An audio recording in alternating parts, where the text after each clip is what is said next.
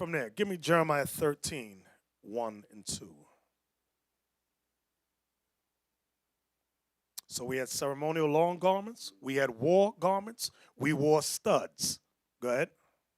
Thus saith the Lord unto me, go and get thee a linen girdle, and put it upon thy loins, and put it not in water.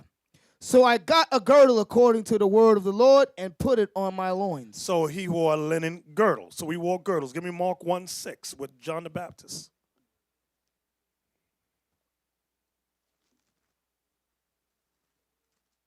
Mark chapter 1, verse 6.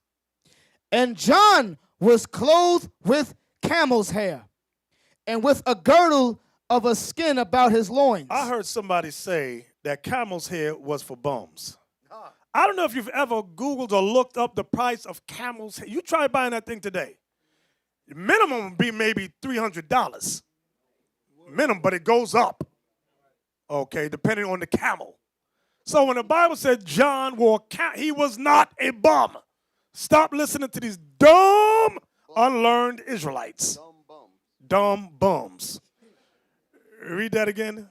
And John was clothed with camel's hair, and with a girdle of a skin about his loins. And a girdle of a skin about his. So notice there's a girdle of a skin. So this was different than what we just read. They had one, and Jeremiah said they had a linen girdle, and John had a girdle of skin. Okay, watch this. Get Acts 21:11. Well, maybe they changed the way they dressed during the time of Christ and the apostles. Type up there, just type in Jesus. The prisoner's going to come out, the prisoner. I don't want none of you Puerto Ricans to pray to it. So make it just come up, pop it up quick. Okay, y'all see the clothing here? This is Greek apparel. None of this is the way the Israelites wore. You see that little sash across them? That's Greek togas. That is not how we dressed. Okay, get it off the screen. They're starting to pray. Take it down. Take it down. Got a virus. It's stuck now. Look at that. He can't get it. Brothers all sweating. Give me that. Acts 21, verse 11. And when he was come unto us, he took Paul's girdle. Well, Paul wore a girdle. Go ahead. And bound his own hands and feet, and said, thus saith the Holy Ghost, so shall the Jews at Jerusalem bind the man that owneth this girdle. So the apostles in them wore girdles. Go to Revelation 1:13. We all know this one. We read it every Sabbath on the street. Revelation chapter 1, verse 13. And in the midst of the 7 candlesticks, one like unto the Son of Man, clothed with a garment down to the foot, and girt about the paps with a golden girdle. So Christ here in the vision had a golden girdle made of solid gold around the paps. That means the waist. It's like those wrestling belts, meaning the big ones. Okay, that's how we dress. That's the Israelite custom. Now watch this. Give me Genesis 38. Read that. Verse Genesis 38. Oh, Genesis 38. I want verse 18, then jump to 25. Genesis 38, verse 18. And he said, what pledge shall I give thee? And she said, thy signet and thy bracelets. You see that part, bracelets? That translates armbands. And thy staff that is in thine hand. And he gave it her. Jump to verse 25. Verse 25. When she was brought forth, she sent to her father-in-law, saying, by the man whose those are, am I with child. And she said, discern, I pray thee, whose are these? The signet and bracelets and staff. So we wore bracelets, meaning armbands. Armbands. That's how Christ dressed. The apostles dressed. So we've gotten so brainwashed with the media, with these Greek toga styles of dressing, that it's become normal for us. Okay? Now, this is a picture. I remember we saw it years ago. We went out and bought the picture. Now, everyone loves this picture, but the problem is he's wearing Greek clothing. Okay, that's the problem. It's Greek toga. That's not the way the Israelites dress. Furthermore, remember, we just came out of Egypt. So there's no way in hell he would have been dressed like this. Okay? Rome wasn't around, Greece wasn't around, so he could not have been wearing Greek toga. But we've gotten so accustomed and brainwashed, we go, oh, what a great picture. No, there's something wrong there. The dressing is wrong, the clothing is wrong. From there, give me Leviticus chapter 9. Now I've finished the clothing for the brothers. I want to talk about the beard for a second. Leviticus 19. We always get questions about beards. Leviticus 19:27. I'm telling y'all back to basics. Go ahead. Leviticus 19, verse 27. Ye shall not round the corners of your heads, neither shalt thou more the corners of thy beard. Now, the words that confuse us in that verse is the word round and the word maw. But the precept to understand the word round and the word maw is Leviticus 21, verse 5. It gives you the explanation. Leviticus 21 and 5. They shall not make baldness upon their head. So when we read about don't round the corners of your head, it's talking about don't make baldness on your head. That's what it means. Don't make a bald head. See how, and it's very simple. Now, Negro make it difficult. It's very simple. Don't make yourself a bald head. Go ahead. Neither shall they shave off the corner of their beard. In the other verse, it said maw. It's saying don't shave off your beard. That's all it's saying. It's not saying nothing more or nothing less. But people, I'm going to add a few wording to that. See, you shouldn't do that. Listen, it says don't shave your head bald and don't shave off your beard. Leave it like that. Watch this. Give me 2 Samuel 19:24. 2 Samuel chapter 19, verse 24. And Mephibosheth. I want you to remember that name. Write that name down. We're going to set up a Mephibosheth club. We had one a couple of years ago. We put certain brothers in the Mephibosheth club. You got some Israelites on YouTube that join that club. It's going to tell you about Mephibosheth. This is the son of Saul. Go ahead. And Mephibosheth, the son of Saul, came down to meet the king. So let's read about him. Go ahead.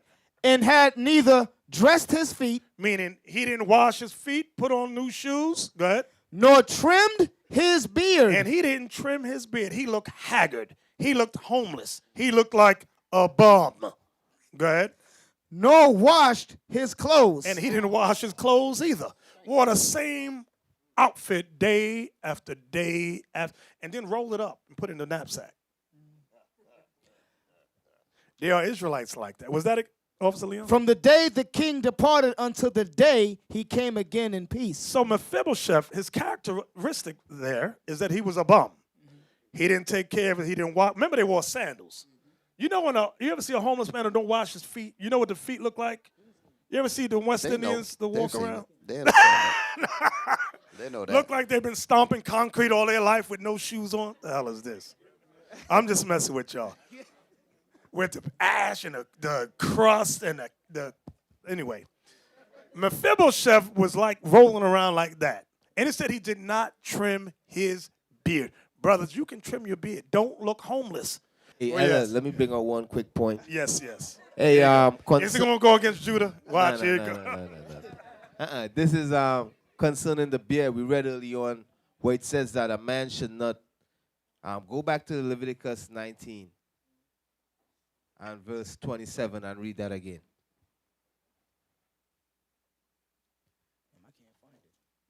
Ye shall not round the corners of your heads, neither shalt thou mar the corners of thy beard. So what is this really saying? Because the Most High have a reason why he tell us not to do this. All right, because, and to show what this is talking about, jump to verse 18 and read that. Because there's a reason why the Most High telling us don't make baldness upon our head or not to destroy our beard. Read. What verse? 18 and 1. Oh, Leviticus chapter 18, verse 1. And the Lord spake unto Moses, saying, Speak unto the children of Israel, and say unto them, I am the Lord your God. After the doings of the land of Egypt, wherein ye dwelt, shall ye not do. So when we came out of Egypt, who know how the Egyptians and them dress, how they carry their beard? They shave off their face, all the beard off of their face. You understand? And they shave their head bald. You understand? So when we came out of Egypt, we was following that custom. That's why the Most High God told us not to do that no more. Because we were following that Egyptian custom. All right? Same thing today. A lot of us follow a lot of customs here in America. It's the same way when we come up out of here, the Most High Christ is going to tell us, y'all don't do that no more. Don't do that no more. That fashion that you are following, that's that fashion of America. Don't do that no more. You understand? So that's why the Most High God gave us this law. You understand? Read that again. And this also explain, because you know some brothers be bugging on, trying to get on us and say, oh, you all mar your beard because we might have take a shape up or groom our beard. They say, oh, you mar your beard. But this scripture also showing you what it's talking about. It's talking about looking like the Egyptians, making your face bald, making your head bald. All right? It ain't talking about getting rid of the wild hair that's growing all up in your eye and stuff. You understand? Because you see how my beard grow crazy. It go all the way up here, it grow all the way down here. But you see the natural way my beard grow. You understand? I ain't destroy it. You understand? I just trim it and groom it. You understand? But it's talking about this looking like the Egyptian. You understand? That's what it's talking about, the Egyptian fashion. After the doings of the land of Egypt wherein ye dwelt shall ye not do, and after the doings of the land of Canaan whither I bring you shall ye not do, neither shall ye walk in their ordinances. All right, because when you read the whole chapter going all the way into 19, it tell you about all the wickedness that the people was doing in them lands that we not to do, including destroying the beard. Exactly. Go to Leviticus 13. Because there's a trend now that if your hair begins to fall off, just shave it all off so you can still look sexy, man. But the Bible speaks against that. Get Leviticus 13 and verse 40 and 41, 40 to 42. Leviticus chapter 13, verse 40. And the man whose hair is fallen off his head, he is bald, yet is he clean. So the Lord is saying that's okay. If your hair naturally falls off your head, that's okay. You're clean. Go ahead. And he that hath his hair fallen off from the part of his head toward his face, he is forehead bald, yet is he clean. Sometimes all your hair don't fall off, just the top part like Deacon Laba. That's called forehead bald. Get the camera on him. Get the camera on him.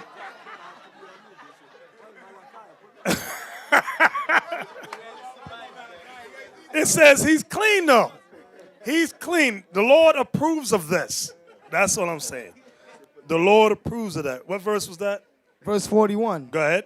And if there be in the bald head. No, that was it, because then it goes into leprosy, the red spot. So, give me 2 Samuel 10 and 5. Right. Many people, there was a campaign. Everyone wanted to be like Michael Jordan. Everybody remember, I believe it was him that was really pushing the bald head look. I could be wrong, but I think it was him. Yeah, him and R. Kelly. Read that, 2 Samuel 10 and 5, to show you how important a beard was for men. 2 Samuel chapter 10, verse 5. When they told it unto David, he sent to meet them, because the men were greatly ashamed. And the king said, tarry at Jericho until your beards be grown, and then return. So they couldn't go into Jerusalem without a beard. That's some heavy stuff right there. David said, wait at Jericho until your beards grow back, then come to Jerusalem. That's some heavy stuff. You don't hear ministers mention that at all. So watch this. Give me the article. Give me the article on the beard. A lot of men go wrong when it comes to designing and trimming the outline of their beard. When it comes to, now we just trim. We don't go into the designing. When it comes to outlining a beard, the key is to avoid the mistake of trimming the neckline too high up on the neck and entering the jawline and face region. This is a classic beard gaffe that ends up making it look like your beard shrunk in the dryer and is now entirely too small for your face. It's like wearing a tiny hat or squeezing into skinny jeans. Okay, go back. I want to see the pictures. The pictures. Y'all see that? Zoom in. Zoom. This is bad neckline. Zoom in. I want each one big. Go big. And this is the mistake that a lot of brothers do. You see how they shave under the neck? Your beard is supposed to go. Zoom in on a brother. Right, zoom in. Okay, that's good. You see how the beard under his chin is gone? And a lot of brothers make that mistake. That's a part of your beard. Don't shave that. Okay? The hair's supposed to go under your chin. Okay? Even though with that line, you see near the mouthpiece, you see that line there? Oh, on this yeah, lip? You see that, you see Yeah. that line? You see he messed it up too. Look at that. Yeah. You see that line going there through there? Go up. Right. Where we go? Let me see the Ephraimite. It might be Ephraim. I'm not sure. But you see how you look, he got his eyebrows done. That's Ephraim. And you see he got that vampire. You ever see some brothers make, I call it the vampire thing, under the lip. How they make it's like a W shape. You ever see that? All brothers don't got, that's not natural on all. Some brothers got that. It's natural. Some brothers, you created that. Like you see right there in that picture you got. Okay. Go down. Let me read what it says. Give me the next picture. Good neckline. Okay, they have the hair going. Go up. Let me see the brother. Okay, but he cut too far. Zoom in. You see it's like a gray-black. You can see where he messed up, where his hair was. And when you shave off, you start getting them, what do they call them things? Them bumps, razor bumps. Okay. But your hair is supposed to go under the chin, right above the Adam's apple. Is that what they call it, right? The Adam's apple, go right there. That's where the hair is supposed to go. I told you we're going back to basics. Back to basics. Hey, you know how you know if you destroy your beard? When you start getting ingrown hairs and razor bump. You understand? Because that only happened to the Israelite man. That didn't happen to Esau. So when you start getting them ingrown hair and razor bump, that means you're destroying your hairline. Right. And your neck is not your beard. In case a brother asks, I got a feeling, well, my hair grows all around my neck. You a werewolf. Check your genealogy. Okay. Now we're going to talk about the women. Shalom. This is Bishop Nathanyel of Israel United in Christ. Please subscribe to our YouTube channels. Stay up to date with our latest events, music, and classroom lessons.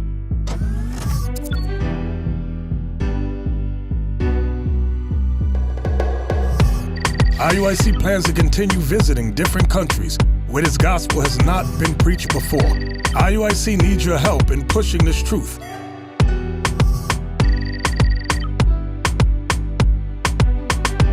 So join us. Subscribe to our Instagram, Facebook, Twitter, and podcasts, and stay up to date with us.